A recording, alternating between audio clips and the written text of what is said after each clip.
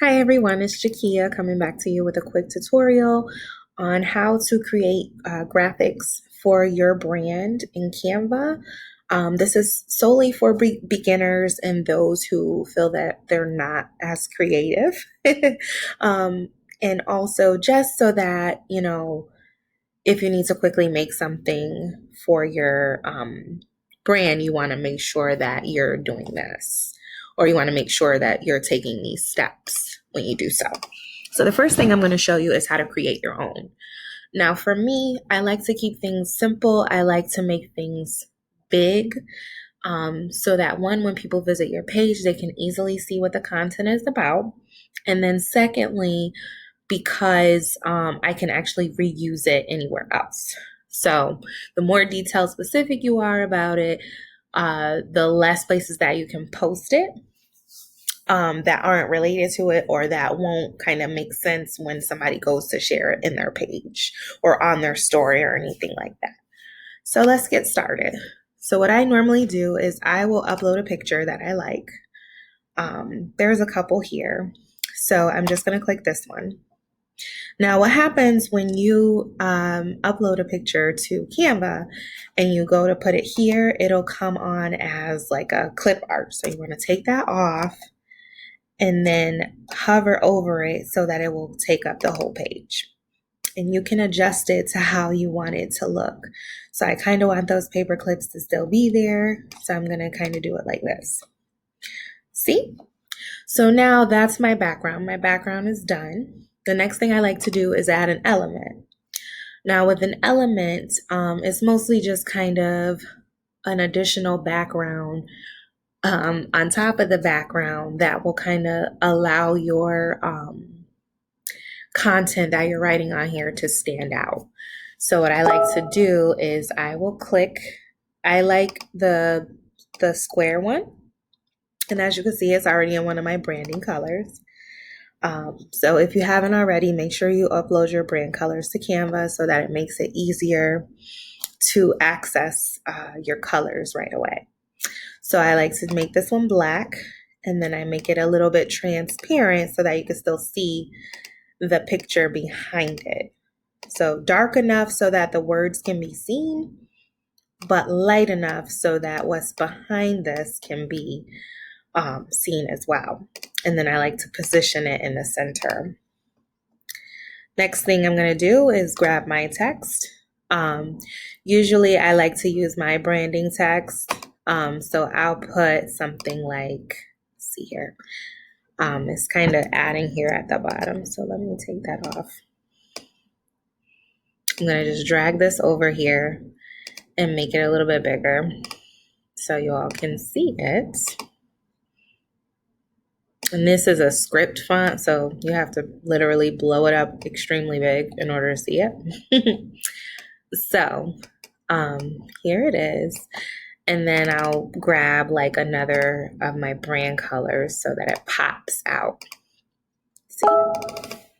So I'll put join our email list. And when you make these this big, you want to make sure you spell things right too. There's been a few times I've uploaded stuff that had typos, and I always feel bad when that happens. It's okay. Your followers will forgive you, but then that's one extra thing you have to do later on. So, yeah, this is pretty much it. Here I can just kind of share whatever. I can share a link to where people can join my email list. I can share like Linktree or anything if I have it in my bio. They can look at that and go to the source where they can sign up for my email list. Now, the last thing I want to show you is that when you're doing these kind of branding photos or content for your page, you always want to make sure that you put your name or your website or your username on there so that people know where the source is. So I add a subheading, and typically I just add it somewhere in the corner or at the bottom, just so that it shows. Sorry, still kind of small. You don't want it to be too big, but you also don't want it to be too small where people can't see it. So I always throw that in there. And then I'll put in my business name. And then sometimes I like to slant it. But that's just key. Whenever you're creating content for your page, you always want to make sure that you put your logo or your business name or your business email address to it so that people can know where the source came from. Okay, so now the second thing is I'm just going to add a new page here. It's going to have that same background. You just delete it. So say you don't want to create your own content. You want to just go off a template and just be like, okay. So you want to go here. The key tip to doing your social media content is to always create it as an Instagram post. I know there's, Facebook posts, dimensions, and there's Instagram posts, there's LinkedIn posts. But what I find the most useful is if I create a Instagram post that it fits and can be seen across all platforms versus one not being able to fit the other, especially if you're going to be scheduling these posts to post at both places. Anywhere you post an Instagram photo, if it's too big, your scheduler won't upload it. And you'll spend time having to shrink it. And then sometimes you'll cut off words and things like that. So that's my pro tip to you. Always use it as a Instagram post. Okay. So say you want to use a template instead. We'll go with this one. This one's nice. It has like a little letter, which is perfect because I'm trying to get people to join my email list. So the first thing you want to do is make sure that you start updating the background so that they match your brand colors. My brand colors are all here, so I'll be using those to replace what's there. I always try and make sure that I'm being as attentive to detail as possible because you want people to familiarize themselves with your brand. If I were to post this and just change the letters, it could still have the same effect, but at the same time, it's just not practical to do that. So always, always, always have your colors, your content to match your branding colors. Sorry. So it looks like the background of this is giving me a hard time. So sometimes you have to, it's not grouped, which is good. Let me just double check. Okay. So we may need to move that a little bit.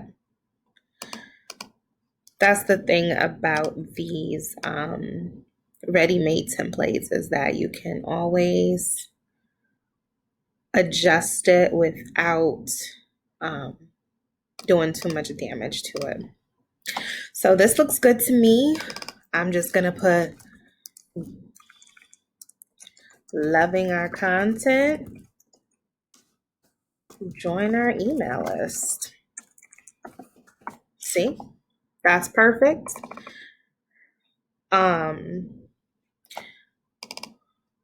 Usually you can put loving our content, want more content, things like that. But then I just kind of go down here and then I put my business address. My business website is what I'll put here instead of the person whose quote that came from. And then I just change it. I change the color. Sorry. So sometimes, you can make it so it's exactly spot on. Sometimes I do that. Like I'll change that to white. And then this seems kind of short to me, so I want more value. join our email list. So there we go.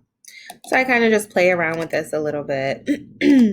Since you can't really see this email address, I'm going to go with a darker color just because I want them to know where they can join. I don't want to make it so hard for them to figure out where to go that they miss the purpose of me doing this.